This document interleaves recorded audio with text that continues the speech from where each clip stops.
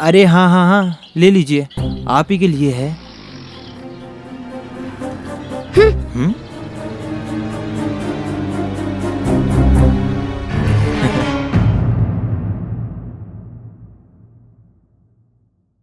Mummy mummy क्या हुआ बेटा? मम्मी, आज जब मैं घर आ रही थी ना, उसने मुझे फूल दिया। फिर क्या, वही फूल मैंने उसके मुंह पे मार दिया और चली आई। बेटा, आप इन झंझटों से दूर ही रहो, ठीक है? अगर वो लड़का दोबारा फिर से परेशान करे आपको तो आप मुझे बताना, मैं आपके पापा से बात करूंगी। चलो अब जाओ, मुंह हाथ धो लो, मैं आपके लिए खाना लगाती हूँ। ओके? ठीक है मम्मी। जाओ।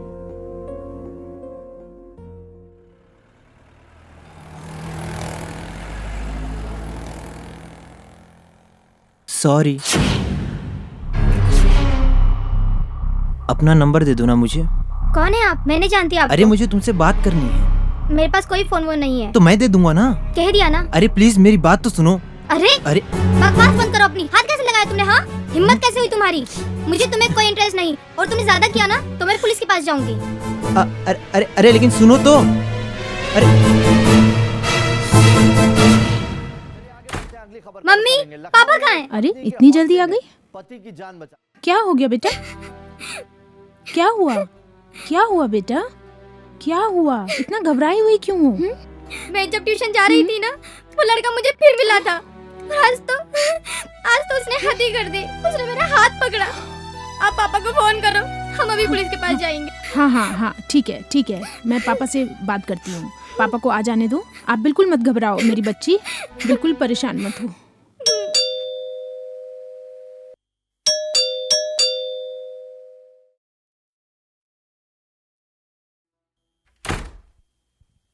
नहीं नहीं नहीं, ऐसा नहीं होता है ना।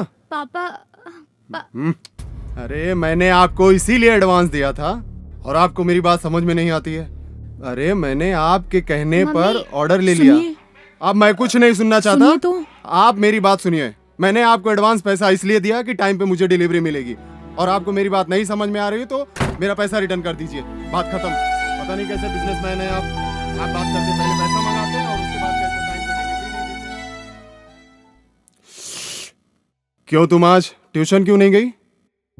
वो आज ट्यूशन टीचर उसके नहीं आए, इसलिए वो वापस आ गई। वो सुनिए ना, वो खुशी ट्यूशन जाते टाइम उसे कोई लड़का बहुत परेशान करता है। हाँ पापा, जब भी मैं ट्यूशन या स्कूल से आती हूँ ना, हमेशा वो मुझे परेशान करता रहता है। कौन है वो?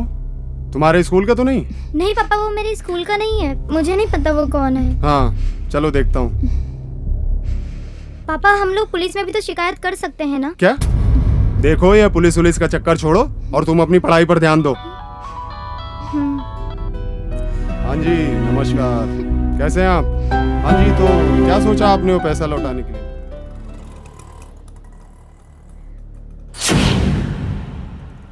तुमने कहा था ना कि तुम्हारे पास मोबाइल नहीं है, तुम्हारे लिए लेकर आया हूँ अपनी पॉकेट मनी बचाकर। मुझे नहीं चाहिए तुम्हारा मोबाइल, रखो इसे। देखो ये तुम्हारे लिए है। मुझे चाहे तुम नहीं इसे चाहिए। रखो, चाहे फेंक अरे दो। मुझे नहीं चाहिए, रखो इसे। ध्यान ले रखना, जाओ उसमें अपना मेरा नंबर मोबाइल। भी है। ओह, बाय। शिट।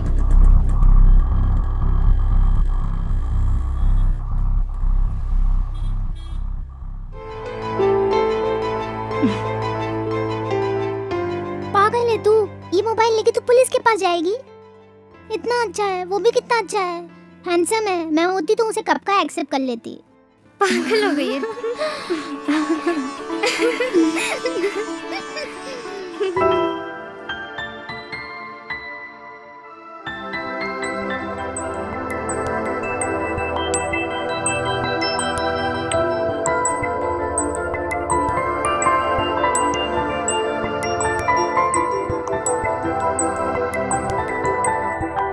खुशी, बेटा इधर आना जरा।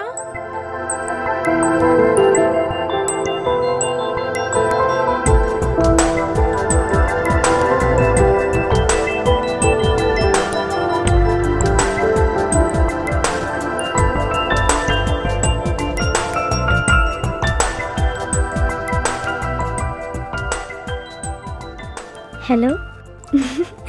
हाय। कल पार्क में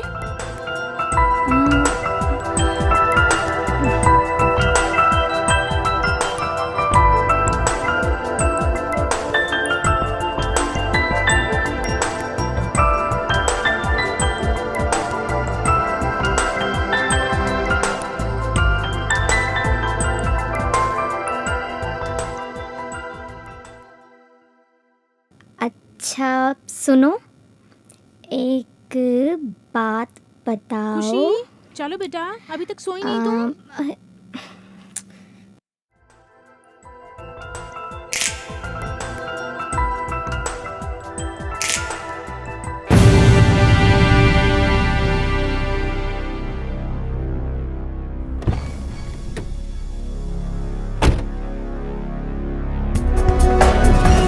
पापा, पापा, लो संभालो अपनी इस लाडली को। क्या हुआ? ये बहुत बड़ी हो गई है, इसकी शादी करा दो। और अगर स्कूल जाना है तो इसे तुम लेने और छोड़ने जाना, नहीं तो वो दिन दूर नहीं जब ये समाज में हमारी नाक कटा देगी। पापा। चुप।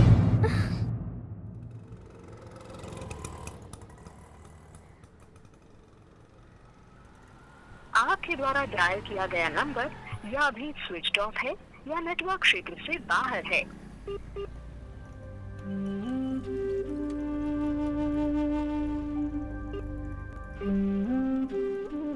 कर अभी तेरे चेहरे पे 12 काहे बजे हैं? अरे यार, तेरे भाभी का फोन स्विच ऑफ आ रहा है। कल उसके पापा ने देख लिया था।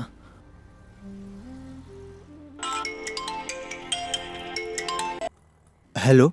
हेलो रवि, कहाँ हो तुम? हेलो खुशी, कहाँ हो तुम? तुम्हारा मोबाइल स्विच ऑफ क्यों आ रहा है? देखो मेरी बात ध्यान से सुनो, ये मम्मी का नंबर है। अच्छा। मेरा नंबर बंद है। देखो अब मैं तुम्हारे बिना नहीं रह सकती। कल तुम सुबह मुझको लेने आना, हम लोग भाग के शादी करेंगे। अरे क्या भागना ठीक रहेगा? मैं जितना कहती हूँ उतना करो, बाकी सब मैं देख लूंगी। मैं कुछ नहीं जानती, मैं तुम्हारे बिना नहीं रह सकती। प्लीज तुम बस मुझे लेने के लिए आ जाओ। ठीक है, आ जाना, मैं सुबह आ जाऊंगा तुम्हारे घर के पास। बाय बाय बाय, मम्मी आ रही है। Okay bye. का हुआ? तेरी भाभी का फोन है, का बोली? भागने के लिए बोल रही है। कब? कल। हाँ तो ठीक है ना, हम तोहरा साथ है। दे।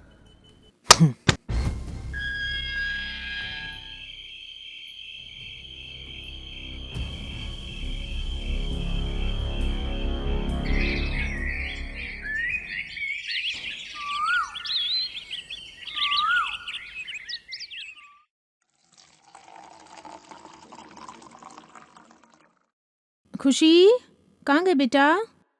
जग गई? हाँ खुशी, खुशी, खुशी कहाँ चली गई? यहाँ पे भी नहीं है। अरे उठो जी। खुशी कहाँ है? मुझे क्या मालूम। खुशी कहीं नहीं दिख रही है घर में। देखो।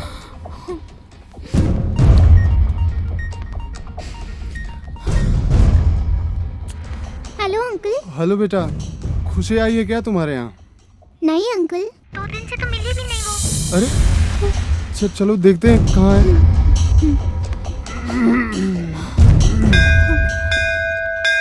अरे पंडित जी, इनकर शादी करा दीजिए। बच्चे की उम्र कितना है? 17 साल। ये पाप हमसे न कराइए। राम राम, ये शादी नहीं हो सकती।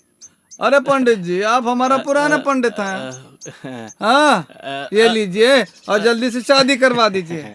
अब कहते हो तो चलो। ओम मंगलम भगवान विष्णु मंगलम गरुड़ध्वज मंगलाय कुंडलीकाक्ष मंगलाय तनोहरि।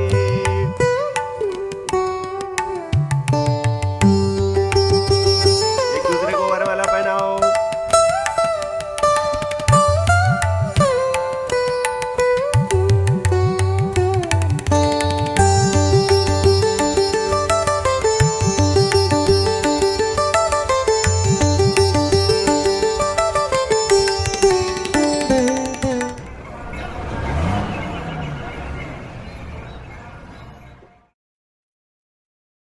हाँ बताइए क्या हुआ?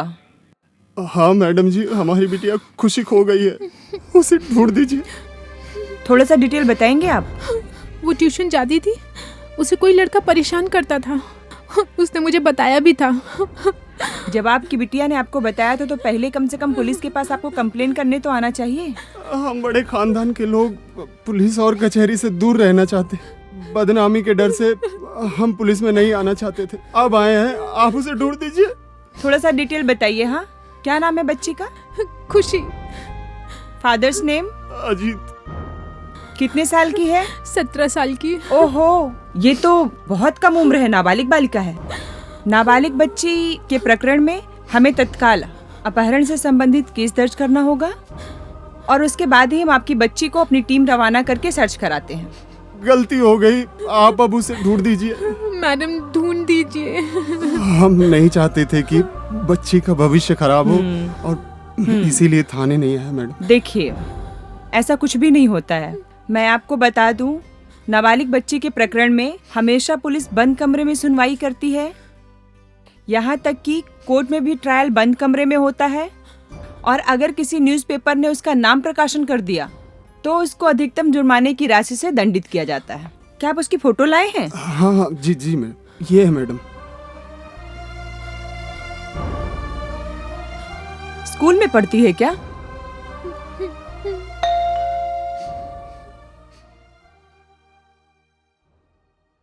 सब इंस्पेक्टर रानी जी, ये खुशी के माता पिता हैं। इनकी तत्काल FIR आप लिखिए और अपनी पूरी टीम लेके बच्ची को सर्च करना है। ठीक है, फोटो ये है। जी मैडम। गो फास्ट।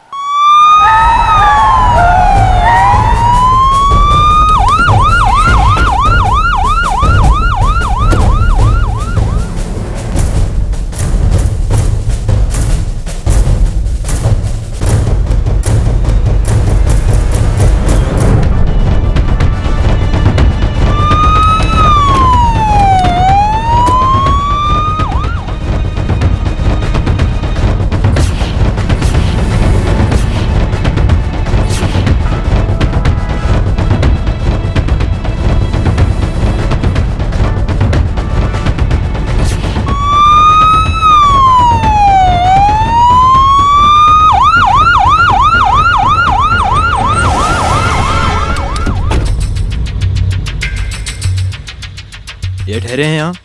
नो।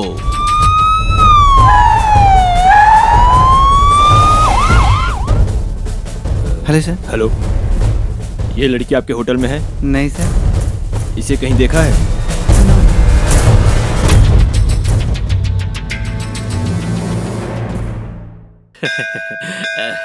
भैया आपका काम तो अच्छे से हो गया। जी जी जी। अब हमें दक्षिणा दे दीजिए। जी जी। दक्षिणा तो हम देंगे। अरे साहब, बहुत शादियां कराते हो ना? अरे साहब, चलो हमको कहाँ ले जाए? अब तुम्हारे फेरे हम करवाएंगे। कहाँ किए हैं साहब? अरे साहब सुनिए तो, मेरी बात तो सुनो साहब। बताओ पाखंडी। चलो मैडम, अभी बच्ची मिल गई, खबर मिली है कि बस स्टैंड में है। ठीक है, तत्काल थाने लेकर पहुंचो।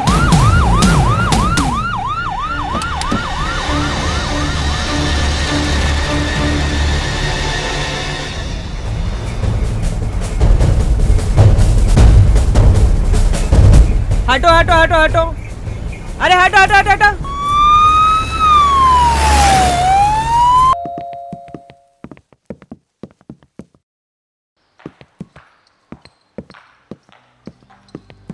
हाँ, कहाँ मिले ये लोग? हमें ये बस स्टैंड पे मिल गए हैं। बस से कहीं जा रहे थे, इन्हें वहीं से पकड़ के लेकर आई हूँ। इनके माता पिता को बुलाओ। जी। नमस्ते। देखिए, आपकी बच्ची मिल गई। मैडम, मेरे बेटे को क्यों पकड़ रखा है? देखिए, आपके बेटे ने नाबालिग लड़की का अपहरण किया है। नहीं, मैं उसके साथ अपनी मर्जी से गई थी। देख लीजिए मैडम, जब लड़की अपनी मर्जी से गई है तब मेरे बेटे को क्यों पकड़ रखा है? नाबालिग लड़की के अपहरण के केस में उसकी इच्छा या सहमति का कोई मतलब नहीं होता। कानून में इसका मूल्य शून्य है। आपके बेटे ने क्या किया आपको पता है? एक तो जब ये ट्यूशन जाती थी, स्कूल जाती थी, तो इसका लगातार पीछा करता रहा। उसके बाद इसका अपहरण किया है, इसको ले जाकर इससे शादी रचाई है और इससे शारीरिक संबंध बनाए हैं। इसलिए आपका बच्चा अपहरण, नाबालिग के साथ शादी करना, उसके साथ शारीरिक संबंध बनाना, इन सभी का दोषी है। इसकी अगली सुनवाई कोर्ट में होगी और वहीं से अंतिम निर्णय होगा। इस मामले में अभियोजन पक्ष का क्या कहना है? माय लॉर्ड, खुशी 17 वर्ष की एक नाबालिग लड़की है। आरोपी उसे उसके माता पिता के घर से जबरदस्ती भगा कर ले गया और शारीरिक संबंध बनाया।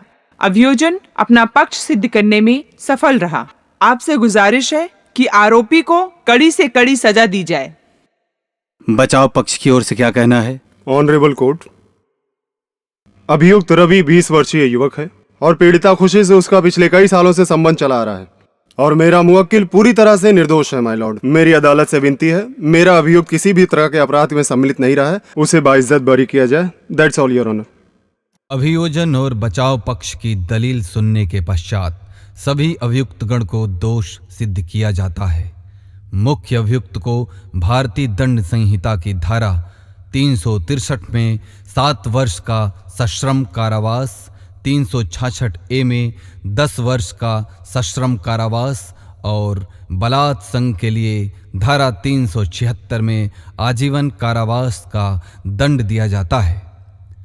प्रकरण की पीड़िता 18 वर्ष से कम उम्र की होने के कारण लैंगिक अपराधों से बालकों का संरक्षण अधिनियम 2012 की धारा 4 आकर्षित होती है और धारा 4 के तहत अभियुक्त को आजीवन कारावास का दंड दिया जाता है। अवयस्क लड़की से विवाह करने पर बाल विवाह प्रतिषेध अधिनियम 2006 की धारा 9 के तहत भी मुख्य अभियुक्त को 2 वर्ष कारावास व 1 लाख रुपए का अर्थदंड से दंडित किया जाता है।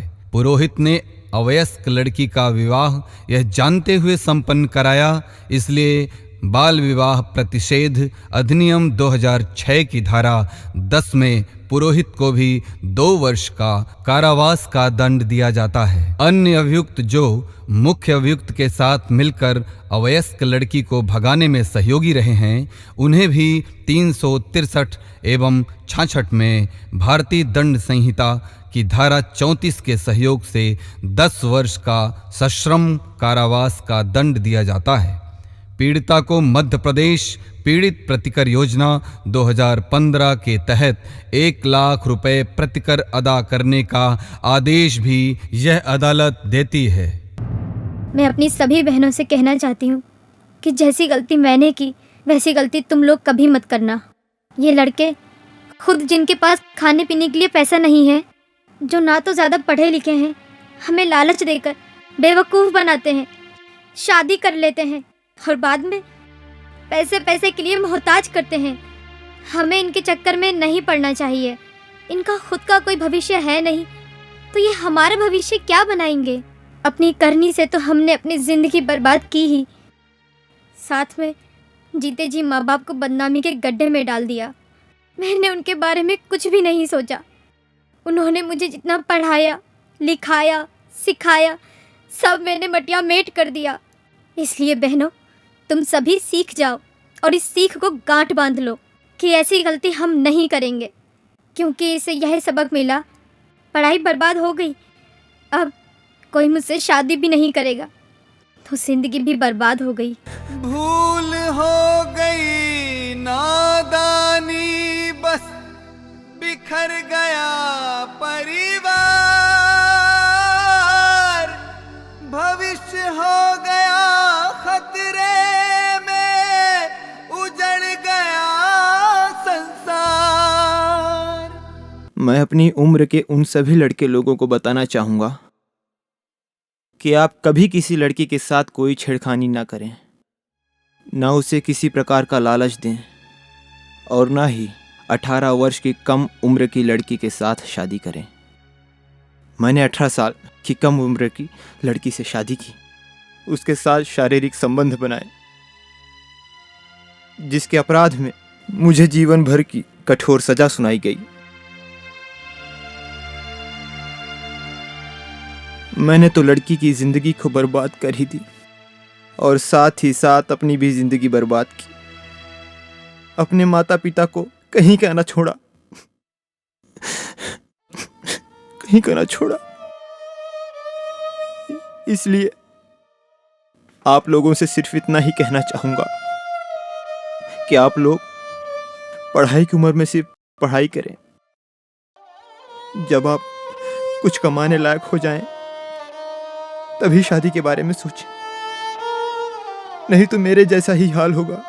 ऐसी भूल अब कोई न करना, नसीहत ले लो इसी से, जैसी भूल हो गई हमसे, अब हो न भूल किसी से